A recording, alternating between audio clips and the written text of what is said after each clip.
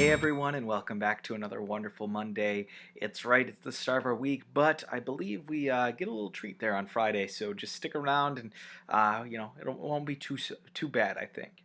But most of this week is going to be taken up by the Macbeth project. I know I've covered it in detail a little bit in some past videos, but let's just go over it again. We will be going through this project, of course, and it will look almost identical to the regionalism project, which we should all be familiar with.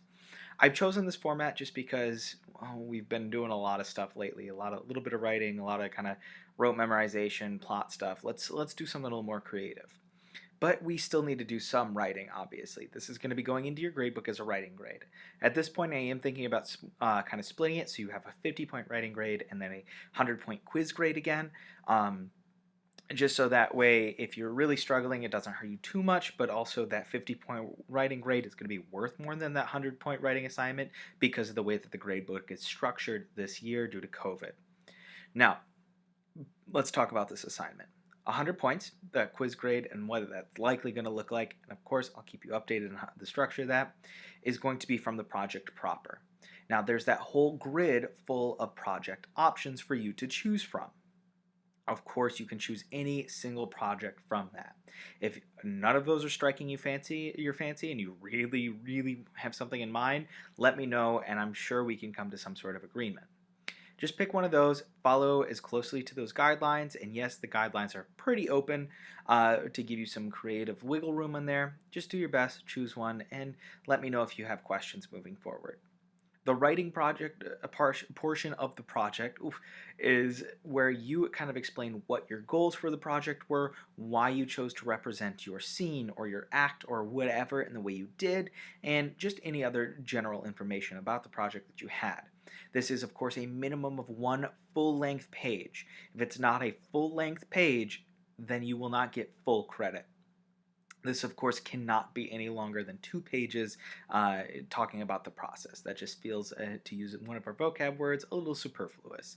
So, just kind of, and another vocab word, a little ostentatious. So, just kind of keep it within those boundaries, and if you have questions, let me know. Today, we're also going to be working on our set 4 vocab. We are going to quiz over sets 1 through 4 this coming Friday. You'll see that the new vocab slides for you to practice on are up.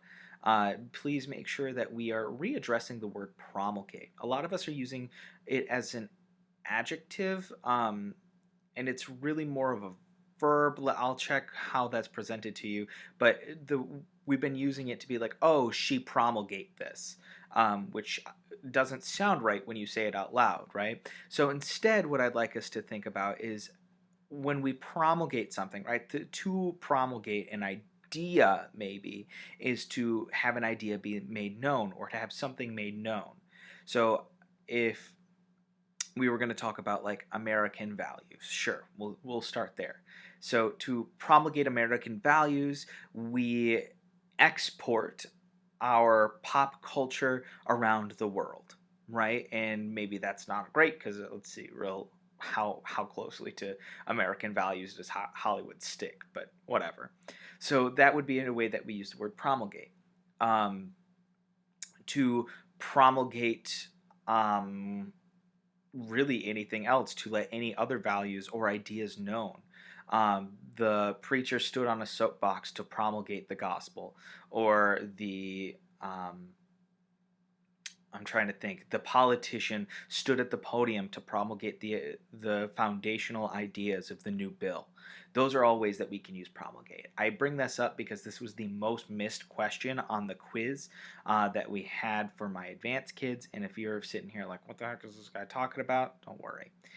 All right. So just be aware of that, and hey, you learned a little bit more about a new word. So be aware that we need to be using these in the forms that they're presented, and if it sounds a little weird, just kind of say it out loud and see if it's being used correctly. All right. So we do have that, and then of course just have this stuff kind of structured in the way that best fits you this week to fit the timeline for our project and the quiz. Now, let's talk about that timeline for the project and the quiz. I already said that the quiz is on Friday. Well, your project for virtual students is also going to be due Friday. And that's just because you guys got a lot going on. And I know it's a little bit harder to get motivated and get working while you're at home, so I want to be lenient to that. Um, my in-person students, if you were seeing this because you're out for any particular reason, your project is going to be due 8 a.m. on Thursday, and that's just to give us a little wiggle room to move on. Virtual students, we are going to be moving on Thursday, but you've got a couple extra days to get some things in if you're just not happy, or let's be real honest, you wait till the last minute. So let me know if you need anything else. Projects due Friday at 8 a.m. Please try to have it in by Thursday by 3, and then vocab quiz also on Friday. If you have questions, let me know. Have an amazing rest of your day, and I'll see you all very soon.